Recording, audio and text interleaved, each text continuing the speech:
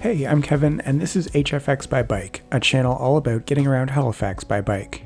In today's video, I'll be continuing my series of requested trips to the different healthcare centres around the city. This time, I'll be heading from Crichton Park in Dartmouth to the QEII Health Sciences Centre in South End Halifax.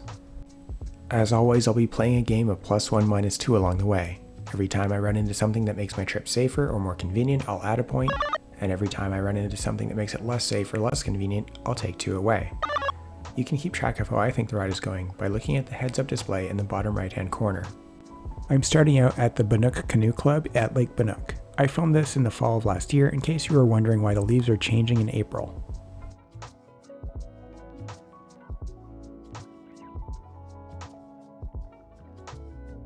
This is Crichton Avenue. It's a major road, although I'll only be on it briefly.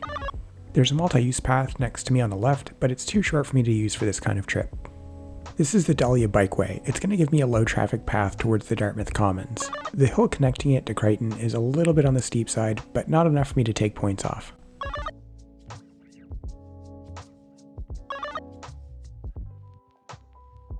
The bikeway loses priority to every single intersecting street.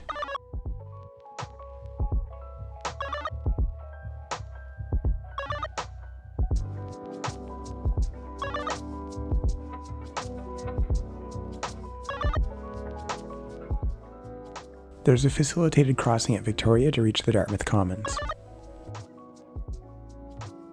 This is the Dartmouth Commons. It's made up of multi-use paths.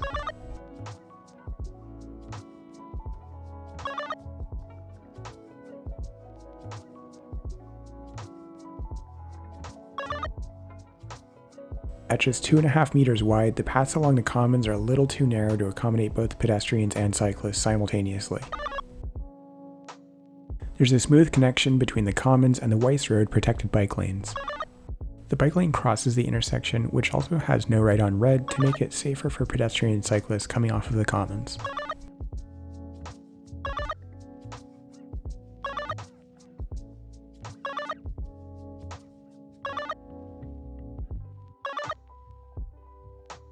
There's a slip lane at the intersection with Nantucket, and you should keep an eye out for traffic as you're making your way to the bridge.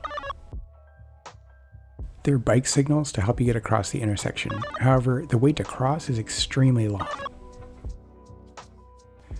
If you're on bike and approaching from south of the bridge, then this intersection is going to be a 2-stage crossing.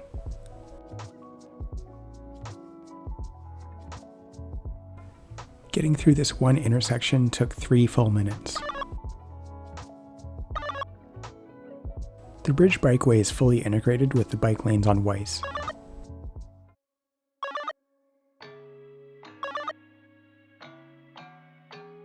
The pylons create blind corners, so slow down on approach. The bikeway crossing the harbour is basically wide enough to be functional, but it's not exactly luxurious.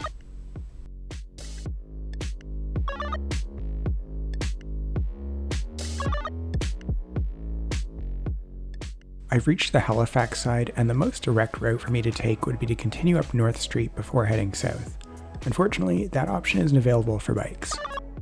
Because of the fence, my only option is to continue down this ramp to Barrington and then pick my option from there. The most direct path is probably to hop the curb and climb back up North Street, but that tends to be a long climb in open traffic. Alternatively, I can cross Barrington and reach the Greenway on the other side. That doesn't really connect to where I want to go, and at the time of filming was an active construction site. That leaves waiting for a gap in traffic and hopping onto Barrington itself to connect to Art Street. It's not ideal, but this is probably the best of my bad options. Your mileage may vary. I was in the bike network for a little bit over 3 kilometers. Arts is extremely steep, and I'm personally only able to climb it because I have an e-bike. And again, this whole thing is unnecessary. It's a detour forced by the city.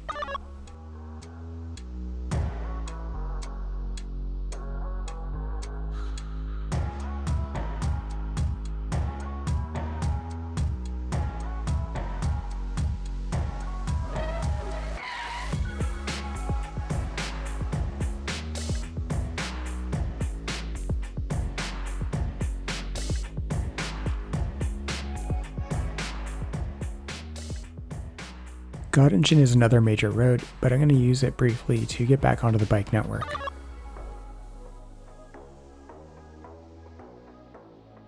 This is the inbound direction of the North End bikeway, although I'm only going to be in it very briefly. The bikeway doesn't connect to the rest of the bike network on the Halifax Commons, so I'm going to use Canard to complete the connection.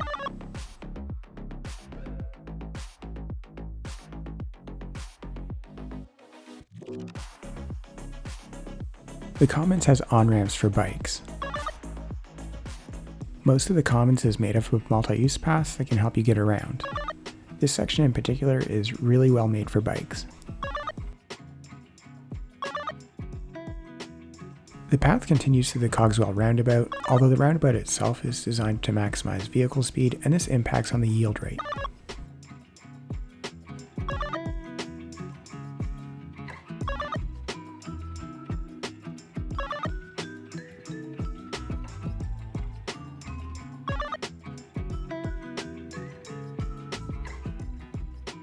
The path ends here but flows directly onto the Bell Road painted bike lanes.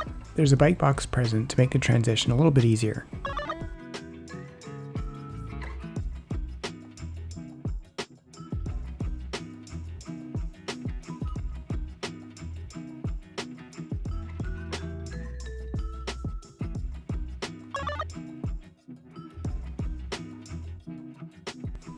I'm going to head into the parkade since I suspect that's where most people are going to want to park their bike. There are bike cages and a repair station at the bottom level of the parkade, and good quality bike racks on the outside at ground level. There are also lesser quality bike racks outside of the QEII itself.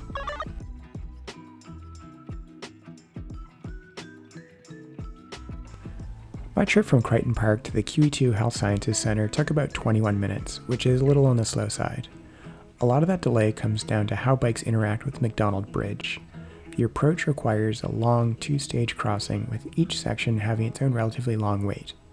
On the Halifax side, bikes are required to take time-consuming detours instead of being able to take more direct paths. Despite this, the trip time by bike was in the range that you'd expect for a rush hour trip by car, which Google estimates would be 14 to 26 minutes, and significantly faster than if I had taken transit, which would take about 45 minutes. I spent the majority of the trip in one form of bike infrastructure or another, and most of it was relatively high quality.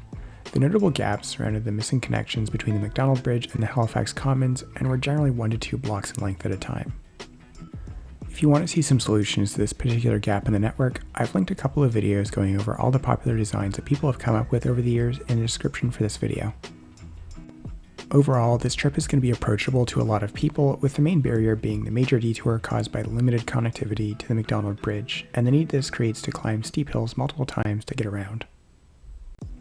That's it for this one. Let me know what kinds of trips around the city you'd like to see covered, or local businesses that I should visit by going to the video request map linked in the description. And if you like this kind of thing, be sure to like the video and subscribe to the channel for more videos all about getting around Halifax by bike. As always, thanks for watching, and see you next time.